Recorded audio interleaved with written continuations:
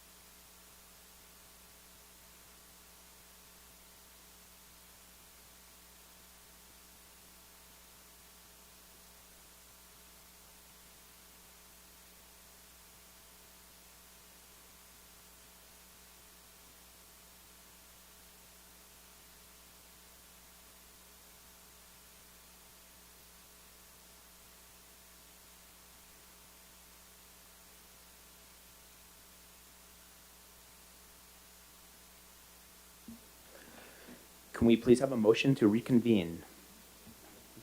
Ms. Epstein, a second. Ms. Brooks, all in favor? That's 6-0. Thank you. Great. District Clerk, can we do the roll call, please? Yes. Adam Smith, Present. Deborah Brooks, Here. Emily Bays. Present. Adam Block. Julie Epstein. Present. Rachel Gilliard. Here. Nanette Maconian. Here. Thank you very much. Can we please have a motion for the adoption of the agenda for today's meeting? Ms. Brooks, second Ms. Melconian, all in favor? 6-0. Great.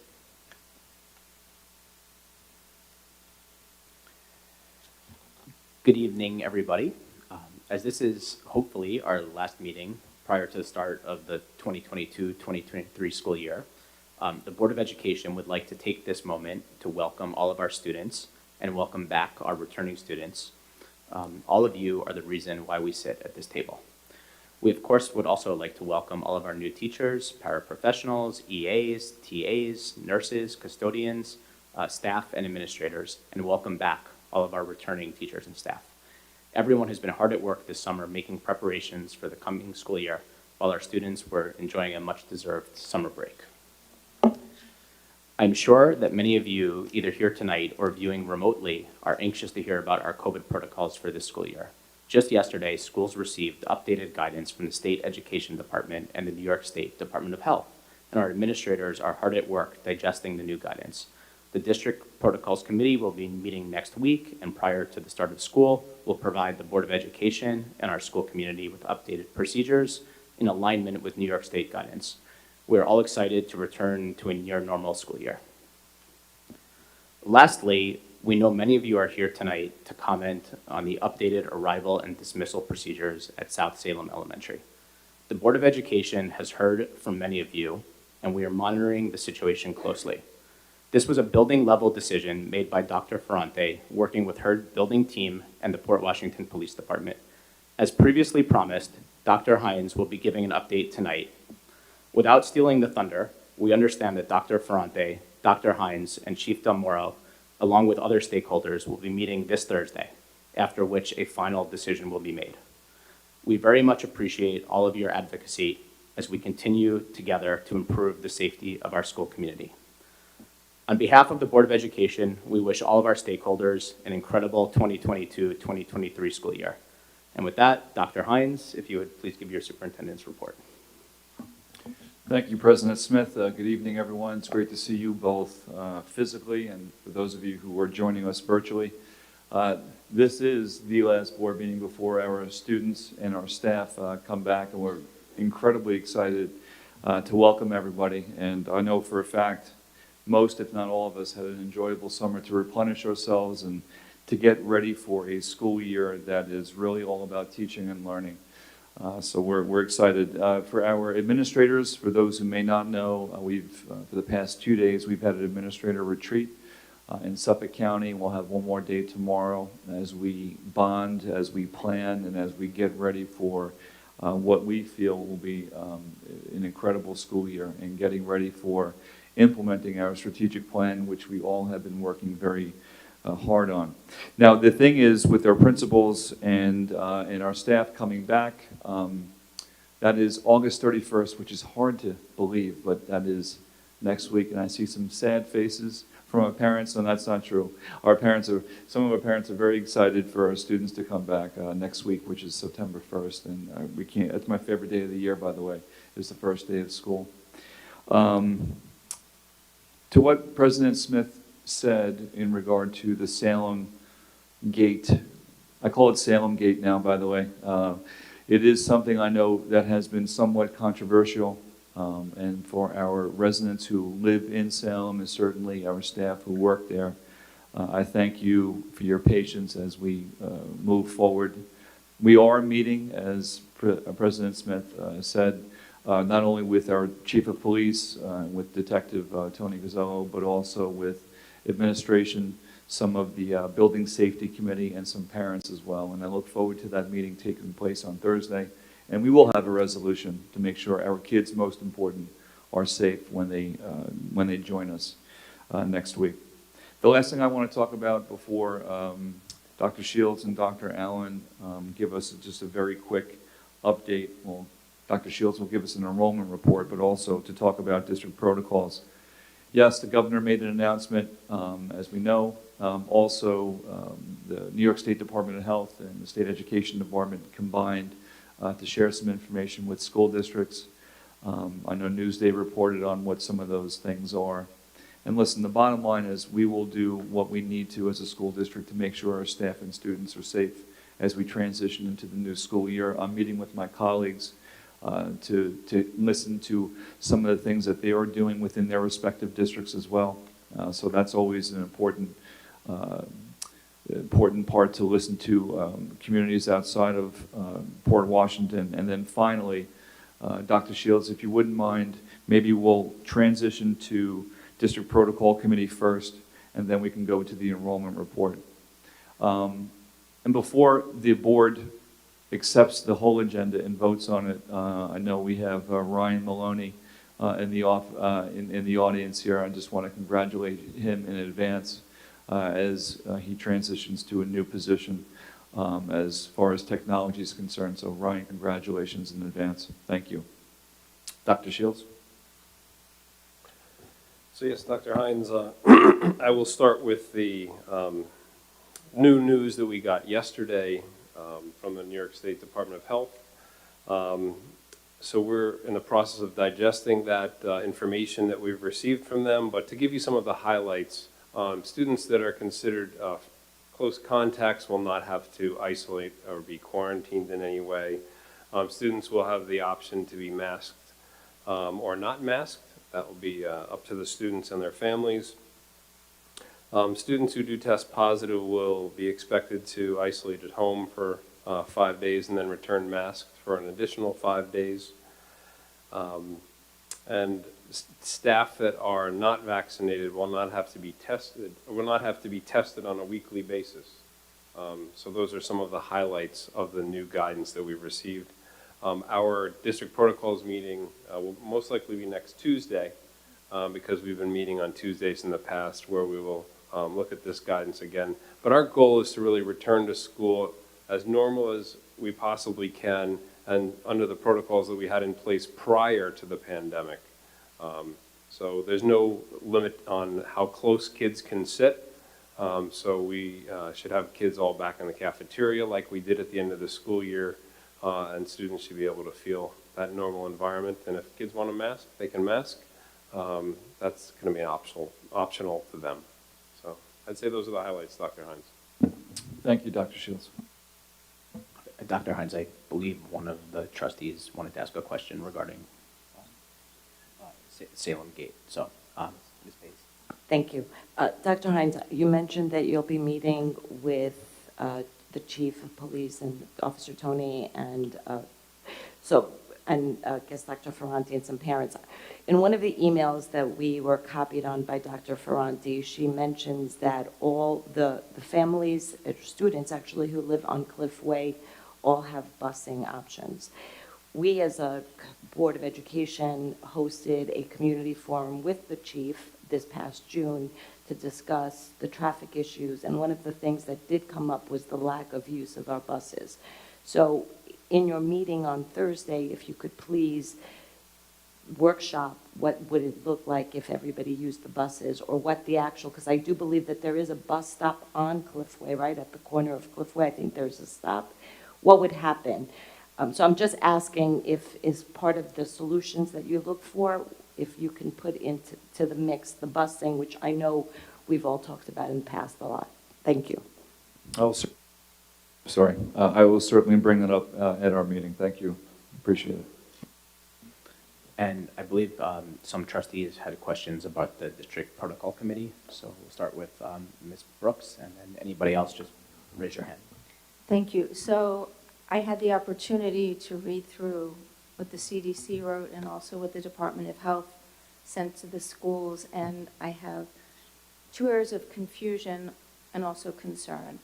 So students no longer have to quarantine, nobody has to quarantine anymore if they've been exposed as a close contact.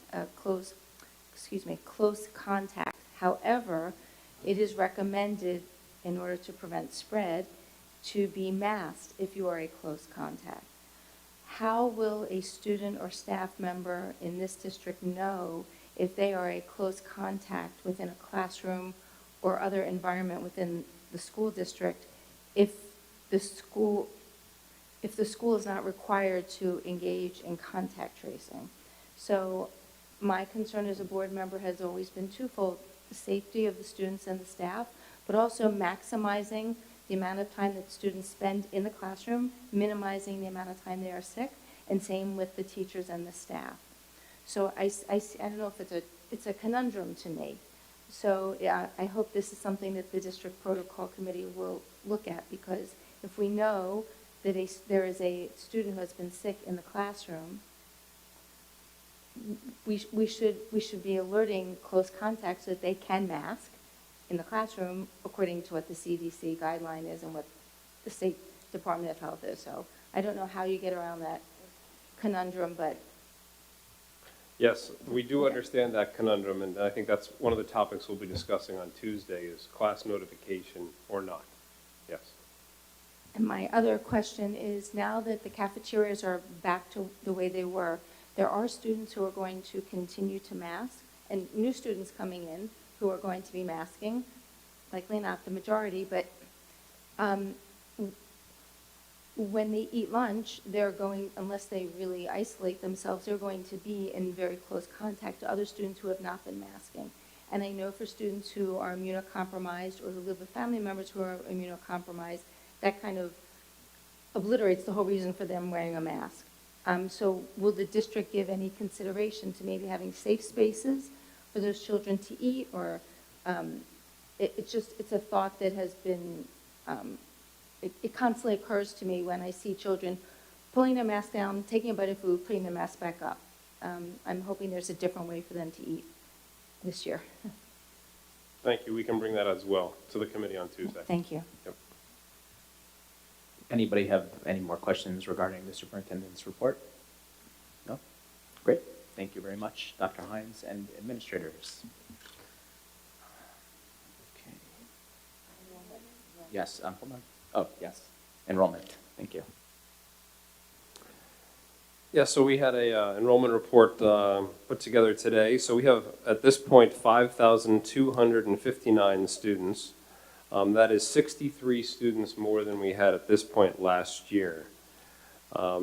If you're curious as to where those influxes are, at the elementary level, we're up 72 students from this point last year.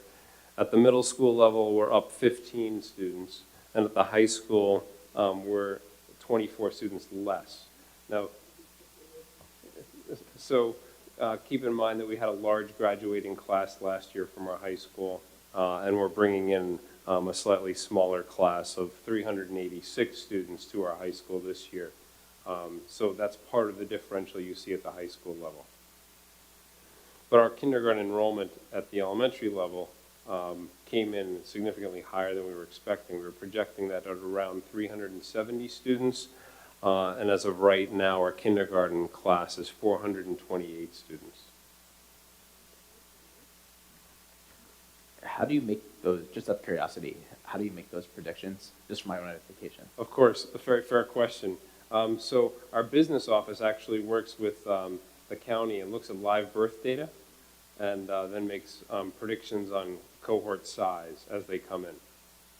So I guess we can presume that they didn't pick up the influx of people who moved in. Correct. So if they're only looking at live birth data, that doesn't account for the move-ins and Right. move-outs. Are there data services that would offer that, or is that something that is available? That's available? No. I'm not sure the answer to that question. I am. Okay, great. We did it years Yeah. ago. Yeah, When it's we- called the When we demography. talked about the bond, it was part of our planning in terms of the expansions of the buildings.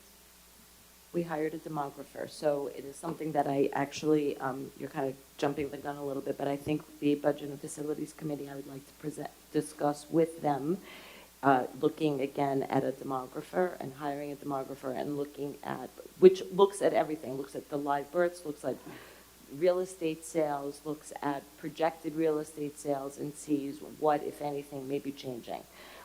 So I think it is time, based on these numbers, that we look once again at a demographer coming in and viewing. And I know BOCES has demographers that we can use as well. Okay, thank you. So you're going to bring that up at Budget and Facilities? I plan to. Looking forward to it. Adam, can I ask a question too? Please, go ahead. So, Dr. Shields, I don't want to put you on the spot, but I'm going to put you on the spot, and if you know the answer, you know the answer. So my recollection is we saw a marked decrease in enrollment in one of the COVID years. And at the time, we knew that there were a certain number of children who had moved into private schools, probably for reasons related to whatever the rules and regulations were in our school versus in the private schools.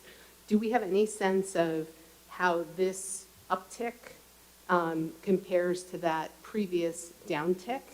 And if this uptick would look as significant if we compared it to our numbers at this time in 2019 instead? And are some of these uptick students who are returning from having been private school or homeschool students during a pandemic period of time? So I can share with you that this past year, we were monitoring that data very specifically, and we did see a lot of those students returning. I can't compare this New Year's data to pre-pandemic data, but I will share with you that the county in general has been seeing a slight decline in student enrollment, while Port Washington has been holding steady or slightly increasing. So we do seem to be having a different trend than other districts in general. Okay, so I mean, I think what I hear you saying is our trend in general is upward regardless. I think that's fair to say. I would have to look at that in a more longitudinal way. But when we see, the district holding solid at 5,200, I think that's a positive sign that our enrollment's staying steady. Not necessarily increasing at a quick rate, but staying steady. Thank you. Great. Is that now it for the report of the superintendent? Okay, all right. Moving right along, we're now going to go to community comments.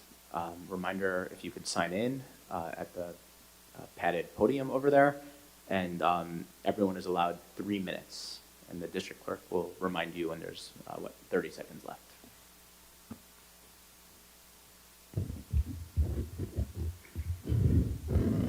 Kim London.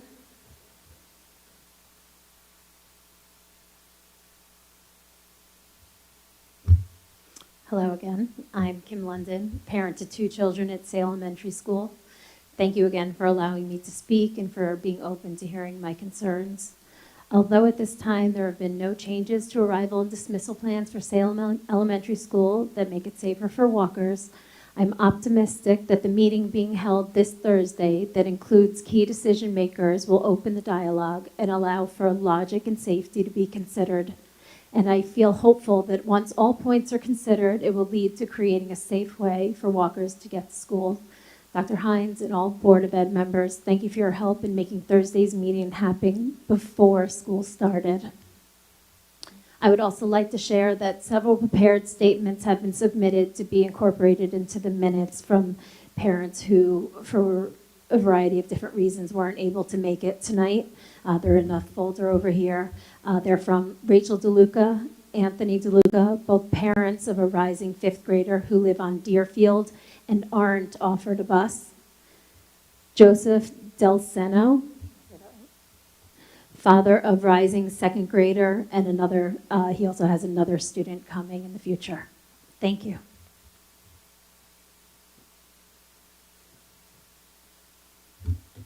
Stan Lacey.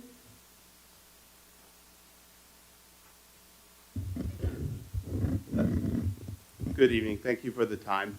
I rose to speak 2 weeks ago, so I won't reiterate all of the excellent points that were made that evening. I think we've all seen that those words had an impact on the body, and I appreciate your willingness to hear us. I also want to say that throughout the trying last couple of years, I think most of the parents feel that we've been listened to, and through difficult circumstances, that the board and all of the people involved with our schools have kept the best interests of our students at heart, and we appreciate that. I do want to maybe head off at the pass. One thing I just heard voiced by Miss Brooks. So I live on Cliff Way, and yes, I think a bus would be offered. I would like to, oh, I'm sorry. Miss Bays. Sorry, thank you. That's not an appropriate solution. My daughter's bedroom is 1,000 feet from the entrance to the school, and she doesn't need to take a bus in the morning, okay? So there should be a better solution than that. I look forward to a good resolution, and I appreciate the meeting that's to come. Thank you very much.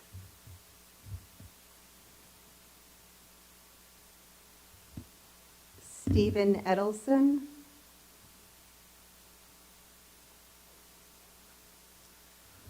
Good evening. My name is Stephen Edelson, and I'm a Salem parent. As someone that has never attended a Board of Ed meeting before, I'm obviously here with self-interest in mind, but I do believe that the hasty decision regarding the Cliffway Gate will have an overall net negative impact to the safety, health, and development of the Salem student population. Either my wife or I, we would walk our daughter to the Cliffway Gate when she was in kindergarten through 3rd grade, and she was an independent walker in 4th and 5th grade. And she would meet her friends, and they would walk to school together, and that was a great thing for her social development. It was great exercise, and it was also a beginning of her development of her independence. And she chose to walk even though we were entitled to a bus and are entitled to a bus. But we really loved that decision. But all the other kids in her walking group were not entitled to a bus, and they would have had to walk to the front of the school in the dangerous paths that are to the front of the school. Now our son is entering 1st grade, and he's going to wind up taking the bus. And while we're fortunate and thankful that he has that option, it's not really what we would love for him to do. We happen to love the morning walks to Cliffway. They're great time for exercise, great time for talking, bonding, chatting with our son. We can't walk him to the front of the school because it's just too far for 2 working parents to walk all the way to the front of the school and then have to come back and start our day. And in 2 years, when he's able to walk by himself, because that's what his sister did, and he wants to do everything that his sister did, we're not going to let him walk by himself because the path to the front of the school has no sidewalks, the streets are really congested, and it's just too dangerous for a kid to be walking by themselves. Generally speaking, I know that the administrators, the principals, and the staff love our kids, they care about our kids, and you guys do everything you can to take care of our kids. And we do appreciate that, and we don't acknowledge it often enough. But in this instance, I do think that even though the kids' safety was the #1 concern, I just think that the focus was too narrow and the adverse safety effects were not thoroughly thought through and considered when closing the Cliffway Gate. I just wish there was a little more transparency and community involvement in determining a solution and a more clear explanation as to why the proposed solution was the best overall solution for all of our kids. And I just want to add one more thing, and I know that this is probably not a factor and shouldn't be a factor in solving this problem, but there's something very unique and special about that Cliffway at pickup time. It's a place where the Salem community comes together, the parents, 30 seconds. the parents, the kids, caretakers, we all just kind of hang out, we socialize, we make new friends, we meet new people, and it's 15 to 20 minutes at the end of the day where we stop our working or take a break and just come together as part of the Salem community, and something that just happens to be really nice. And it would be a shame for that to go away. I appreciate the meeting you guys are having on Thursday, and hopefully we can come together to a solution that makes sense for everybody. Thank you.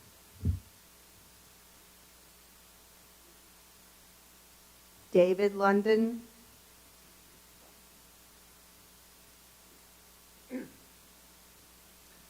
Good evening. Thanks again for making the time. We really do appreciate the Thursday night conversation, Thursday afternoon conversation, for a chance to come back and talk through this. I think it was Deborah Brooks raised a good point tonight around protecting immunocompromised children in the lunch area and giving them a safe space to eat. I thought that was a wonderful point to make, and it really demonstrates the flexibility and creativity that is needed to help our children. There's no one-size-fits-all solution, and I would really just ask, let's please continue to use this all-of-the-above approach to the Salem Gate, and I'm sure we'll come to a reasonable conclusion. Thank you. Brooke London.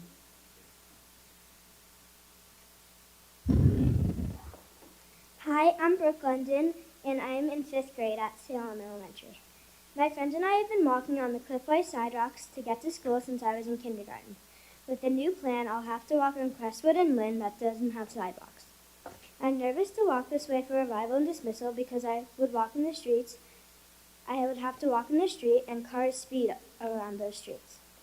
I hope that the people in charge come up with a new and safer plan for me and my friends. Thank you.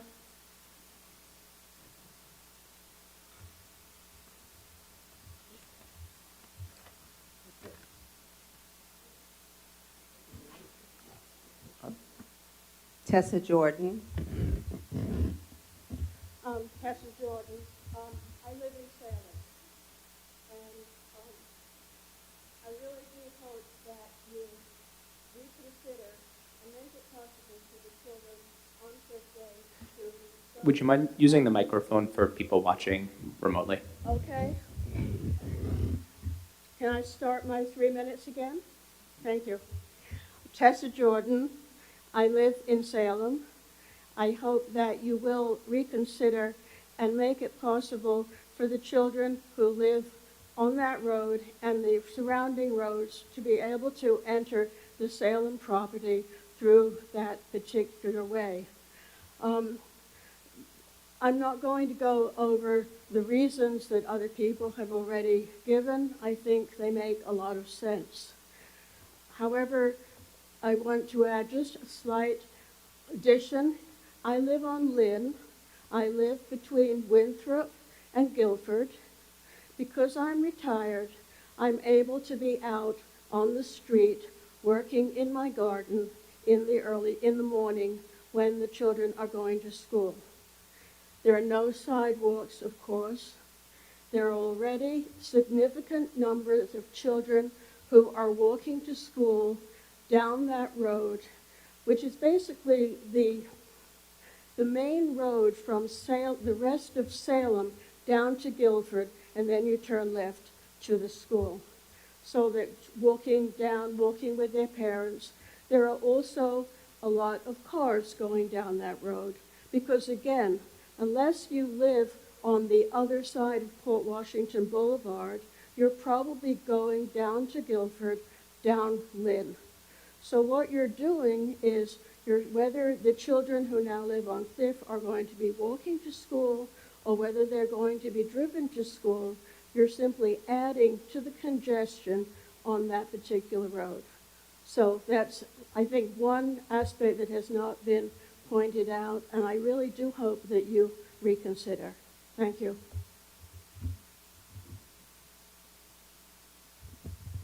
I've admired your garden for years.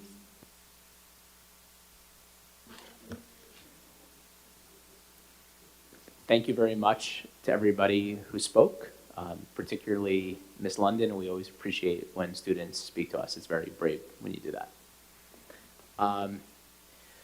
Okay, we have no discussion item tonight, so we are going to go to committee reports.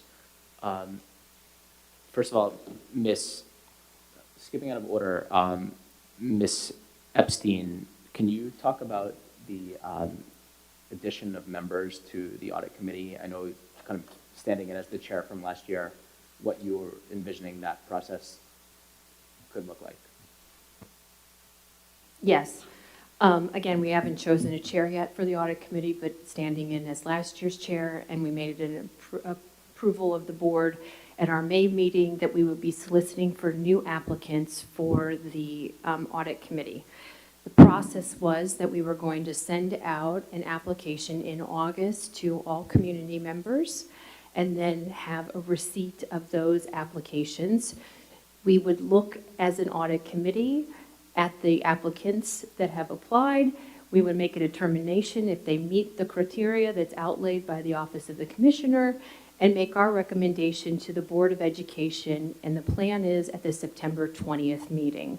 We would, of course, share all of the applications and the people that applied with the Board of Education so that they could be well apprised. And the question being asked is, does the board want to go forth with this process? Do we want to try another process, or should we have the president just pick the committee members as per policy? And I will just say that the reason this is coming up is because it is, we're deviating from what's currently the board policy, whether or not that's the right policy it is. So personally, I'm in support of Ms. Epstein's proposal, but we just wanted to make sure that the rest of the board was, and that we go ahead with this method. So I will just clarify, in our policy, that is for standing committees. The audit committee is not listed currently in our policy as a standing committee, so we do need to go and fix that as it is. Agreed. Such. Agreed. So we really are kind of in uncharted territories at this point.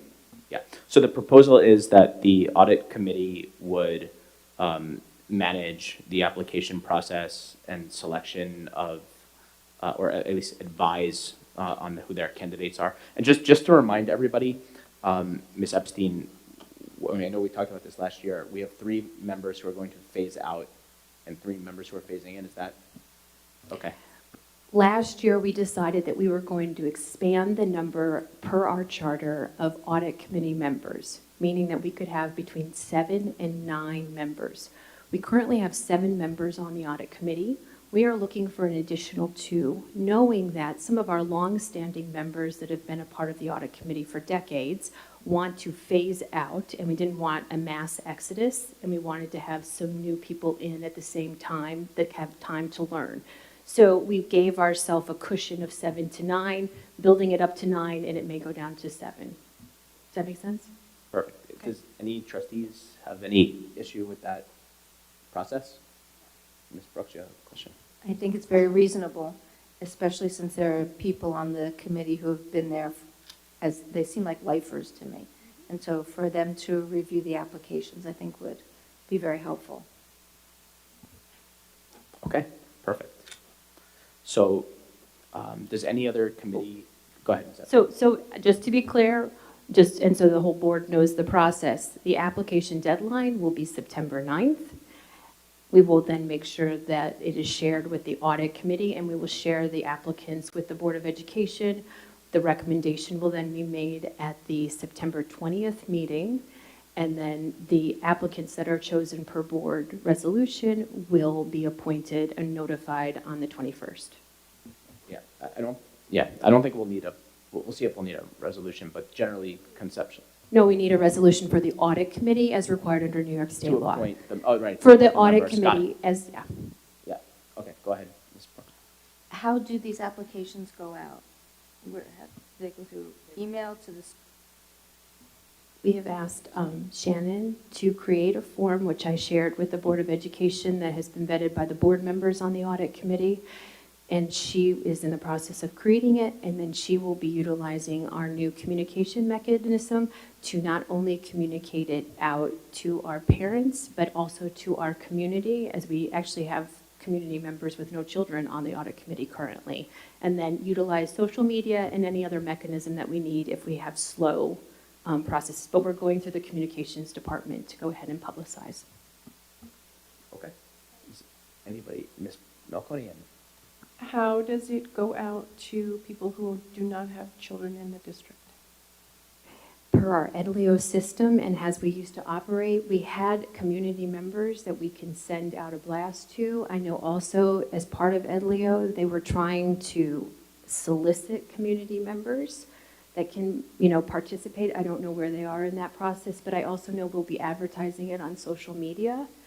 And we can, if we need to, advertise it through the newspaper if we need to go to that step. But I want to see what our applications are and what the responses are to see if we need to go to that mechanism and means, and let our communications department make sure we're getting a good response. Does that make sense?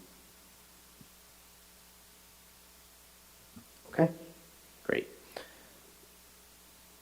Have any of the other committees have anything to report in terms of dates for the first meeting? Does any, I know there's no chairs, but does anyone from any committee have any meeting dates been set? Or if not, we can report those at the next meeting. Ms. Well, I Epstein? think their committee's meeting before the September 20th, so we should discuss That's what I'm that. trying, right, so whoever has been appointed to a committee, if you can just say. The Budget and Facilities Committee meeting will be on Monday, September 12th at 9 a.m. in the CAM Annex. And at that time, we'll be picking the facilitator for the committee as well as setting the agenda for the year. And is this have you sent these dates to? All of the dates for the Budget Committee have been posted on the Awesome. district calendar for throughout the entire year. Perfect. Any? Aren't there other committees that have Curriculum, yeah, meetings? curriculum, anybody on curriculum have a date? The Policy and Personnel Committee is meeting on September 14th. That's a Wednesday at 9:30 in the morning. In person? Yes, sir. Where? Cam Annex? Yes, sir. Awesome. And curriculum? We have a tentative date scheduled for September 16th. We were potentially going to look at another day that week as we may not have a full committee. So that is a tentative date at this point. And that'll be posted to the district calendar as well. Correct. Perfect. And Ms. Epstein, do we have an audit date? We have a date in October that the Audit Committee will be meeting. I didn't pull it up, I'm sorry, for this meeting because it's not till October. That's fine. Okay. It's in October. Okay. Great. And yes, Ms. Bays has legislative task force there. We don't have any plans yet, right? I think you should ask Ms. Brooks, because I don't know that I'm on legislative task force. I think you're not. I think you are. I don't think so. You're on it no matter what. No, so the answer is no. Oh, okay. Ms. Brooks, we don't, right? Okay, great. Okay. Next, we're going to go to the adoption of the minutes. So can I please have a motion to adopt the August 5th and August 9th BOE meeting minutes? Ms. Brooks, a second? A second? Ms. Epstein, all in favor? 6-0. Great. Action items. Does anybody have anything they would like to pull from the consent agenda? No. I know, Ms. Gilliard, you have a question, but can we ask it after? Is that okay? Because it was more of an informational? It's informational, but I think probably we should ask informational Oh. questions before or poll, right? So then, Just because they're. I'm not gonna pull it, but do you want to ask it then? And Yeah, I don't mind Okay. asking it first. Okay, so Ms. O'Hara, this one's for you. Surprise. I'm sorry, I'm looking to see which number it is, but my question is about the new transportation tracking software proposal. And I'm wondering, so, we talked about this last year a bunch, and I think it seemed like a no-brainer to me, right? That we had some bus location issues. Because we contract our buses out, we don't have direct control, and it makes it hard to make sure that we have the flow of information that we would want to have. Sometimes when something goes wrong, when a bus is late, when there's something that delays something, and that's led to parent frustration, and we're trying to solve that problem among other administrative bus issue problems. But when I look at the proposal itself, it's a pretty significant figure. Can you give us a little more detail in what exactly we're getting for this? And I'm assuming that you think this is the right company, because I know you always do your homework. I'm assuming you think this is the right company, this is the right price. But I'd love to have just a little more background on that. Sure. Thank you for that. So the company is TransFinder, and what this is doing is it's actually updating the mapping system that the district will use. So it's making it digital so that we can actually see exactly, we're working with Pierce also. We will see exactly where the buses are in their route so that we can also push out to parents where the child is. So we have spoken with other school districts, and TransFinder is the main company that most school districts use. We're thinking of rolling it, though it will start like in September and October, just because of what is involved in this huge task.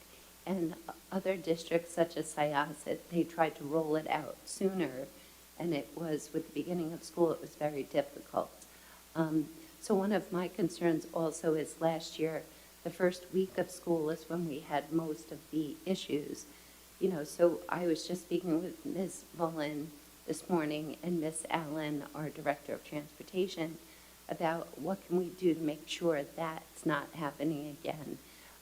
With our new website at Leo, we can actually push out to parents based on the route that their student, what the bus is. So if the bus is going to be late, we can push out to the parents. Now, that information, we need to make sure we have all the cell phone numbers of parents or the correct emails, because if we don't have updated information, that's going to make it less effective. So we're also still trying to find a dispatcher for the transportation department as well, because we can have all of this tracking, but if we don't actually have the personnel to do the communication and to actually check where the buses are, it's not going to be effective. Hope that answered your question. And, well, I think Ms. Bays had a question on this topic? Yes. Okay. So, Ms. O'Hara, so this is not the actual app that we were talking about. This is more of a tracking, a GPS kind of upgrade that is currently on the buses, correct? Correct. It actually, this has to be done first before that app can actually be applied.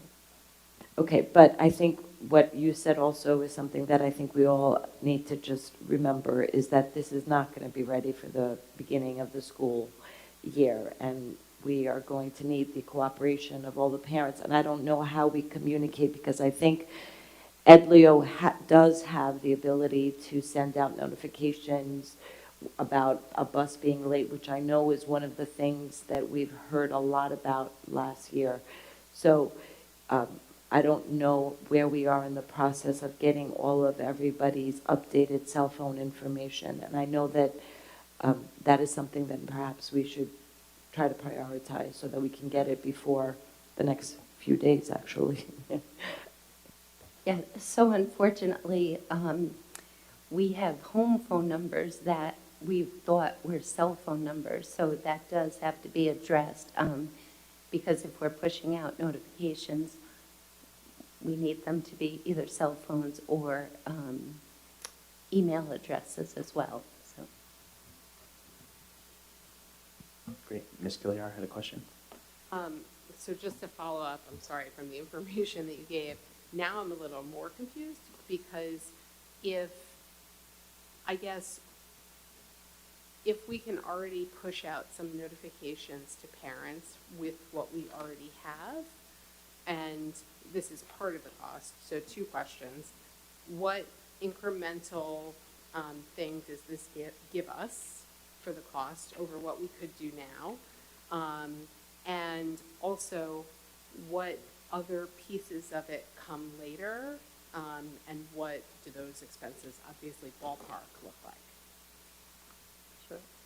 So this is giving us the ability to actually see where the buses are, which with EdLeo we cannot see that. EdLeo is helping us to communicate more with the parents and push out notifications. So with the dispatcher and our Director of Transportation, they can actually monitor where the buses are. We can see if a bus hasn't left the yard yet. And also our communications with Pierce, we've spoken with them. We'll be visiting them August 30th to go over the protocols of what should happen with the students and that they should be returning to school if somebody, hopefully we get them before they get on the bus, and those are procedures at the building.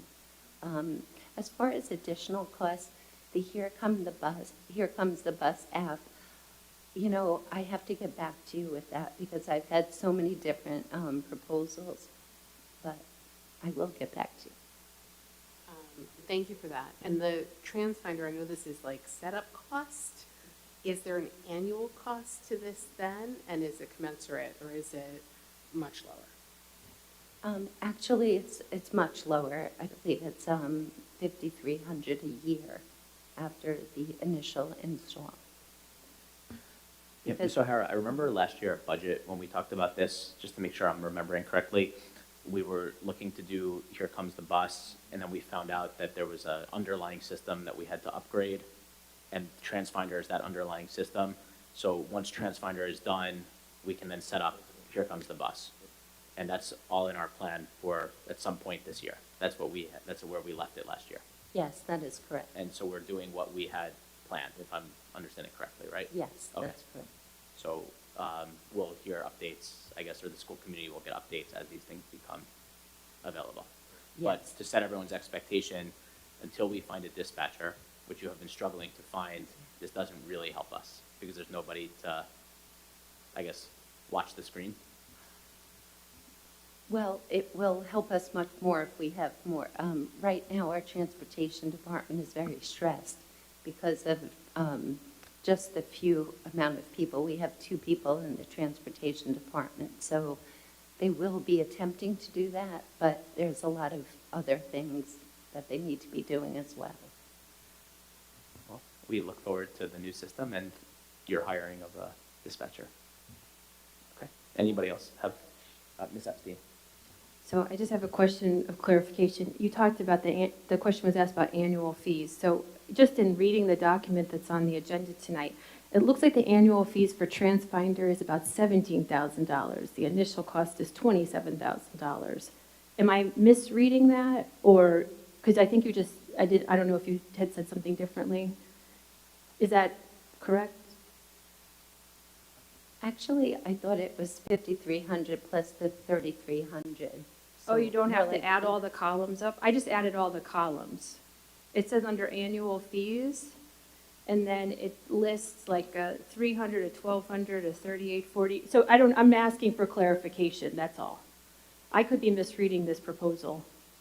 As could I. So I will speak with Rob and Alan about that. But I thought that at the bottom, it gives you the grand total, where for the current year, it's the one price, and then for the following years, it's just like 8,000. So, but I can get clarification for you. That's great. Thank you. Sure.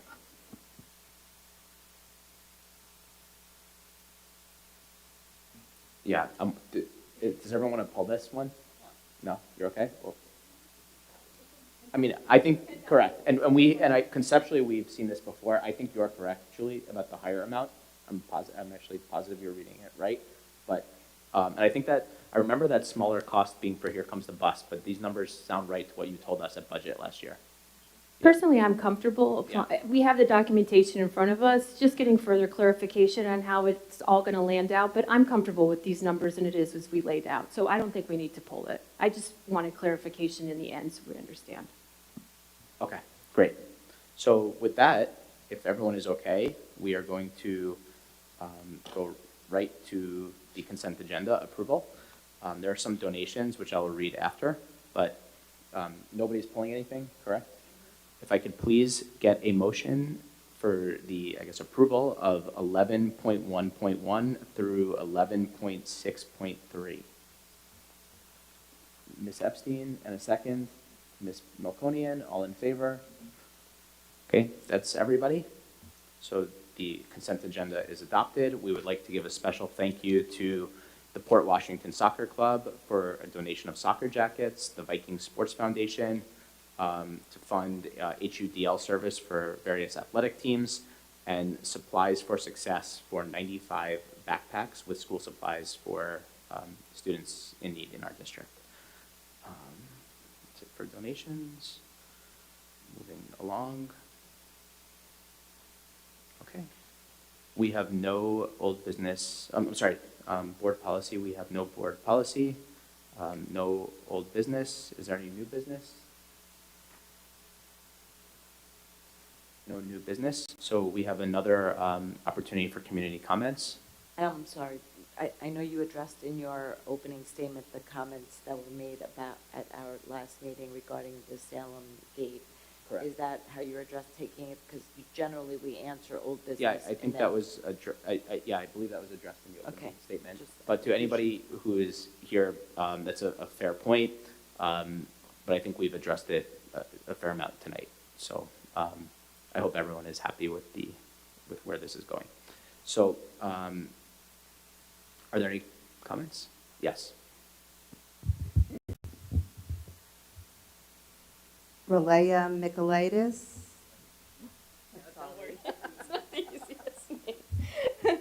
I could say it, I could say it. I'm Ralia Michaelitis. I'm a first timer here, so I kind of missed the boat on the signature. But I'm here to comment on Cliffgate. And first, I want to express my gratitude to all involved in keeping our children's safety on the forefront. It's so refreshing to hear that policies and procedures are being updated regularly to keep up with the times. I'm a Salem parent to a rising second grader and want to voice my support for myself and my neighbors regarding the Cliffway gate. I'm also I'm happy to hear that the higher level discussion is going to be happening on Thursday, and I'm hopeful for a resolution. Thank you.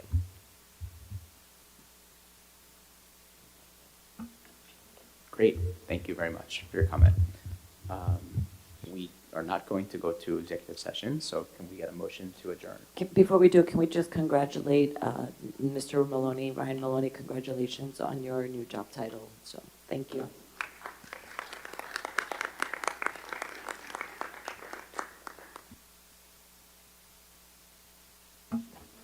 Anything else?